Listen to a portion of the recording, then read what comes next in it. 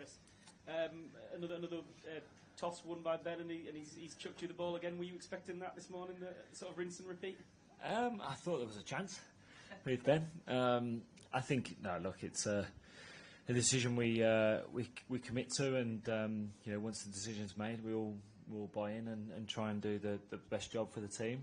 I think we looked at the wicket this morning, and there was a little bit of grass still on it, and thought if it was going to do a bit, it would be first up. And I think, to be honest, it actually did, and I think it could have been justified because we could have easily had them 30 for 3. And looking at the score at Stumps there, it's 300 and odd for 5, and last week it was 360 for 3. With what you did last week and in other games, do you look at that scoreboard and feel just quite relaxed about it? Yeah, I think so. I mean, I think a great day would have been 300 for 7 today. If we'd have put 2 more on it in that last session, would have been a very, very good day for us. And what's a very good batting surface from what we've seen today. So, I don't think we look at it. We actually look at it and say it's probably been a very good day. Obviously, we've got to bowl well in the morning, and hopefully, if we can break this partnership where they've played really well, if we can break that, all of a sudden, you're into the towel, and hopefully we can, get back in as soon as possible. And you obviously started this morning in pretty good rhythm, but were you cursing umpire's call a bit? You were pretty close a few times. You could say that. Pretty frustrating morning, really. I think they're decisions which can obviously go your way or not. That is the game we play. But obviously emotions run high when you're desperate to do well for the team, do well for yourself, and it would have been nice, as I said. It's more the fact that you look at it and had those decisions gone our way, the day looks completely different. So, but that is Test cricket, and we move on. We'll take Matt at the back of the room. Just raise your voice. Thank you, Chris. I think cricketers are saying that Gill's century had the least number of, the least false shot percentage on record of any 100 in England, 4%. Did it feel like that? Is that reflective of how it felt to you? I thought he played very well. It's a very good 100. A big one for his team. It felt like we were close to getting him a couple of times RBW where he got a little inside edge on it. You probably, other than those, it felt like he was in control of pretty much everything and played very well. Credit to him. And have you felt grumpy on a field when that second LBW shot in particular?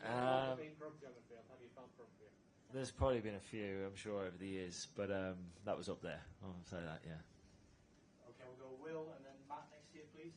Chris, can I just ask about your relationship with this ground, given you grew up locally and played so much cricket here, and your family have watched you so many times here, all those kind of things. Is taking wickets for England here more special than elsewhere? I'd say so. Yeah, I mean, obviously, across a career, you don't get that many games at your home venue. I think this might be my 4th or 5th Test match here, 4th. So, it's not a load. Played a fair amount of white ball cricket for England here, but from a Test match point of view, to play this my 4th, at the age I am, I clearly don't come around too often. So they're really special weeks. Obviously, you have a lot of friends and family in the ground, and I've got a love for Warwickshire, which goes deep, and it's all I've ever known. My whole professional career's been here. I was here before this stand was here. So I've seen it change, and obviously there's a lot of people behind the scenes which support you through the good times and the bad, and it's a special week to be playing here at Edgbaston. It really is. And we spoke to you earlier this week and mentioned your dad dying last year. Do you kind of, especially here, just kind of afford him a little moment when you take a wicket and things like that? Yeah, definitely. He's always on my mind. That's for sure. There's moments where you certainly think about him, and he loved his cricket, and he would have loved this week.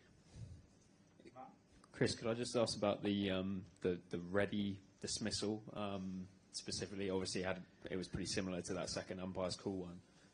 Was that a mode of dismissal you were very much sort of felt like you were working towards, sort of trying to go a bit wider and angling it in, nipping it in? Yeah, it felt like the stumps were in play all day. That's the way it felt on that wicket.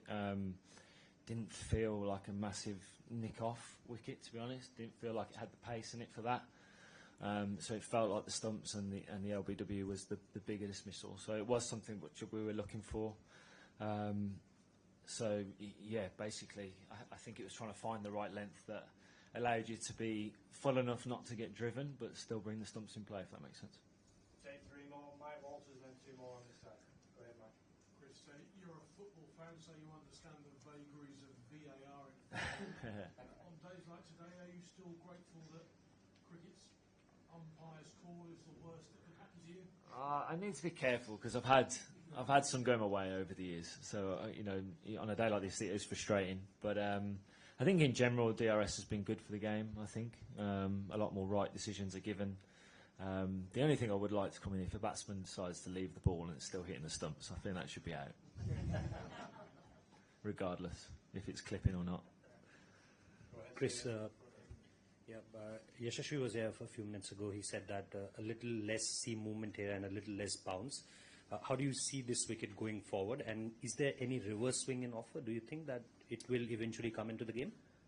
Reverse swing potentially. As long as it stays dry over the next few days, it could play a part at some point. I think.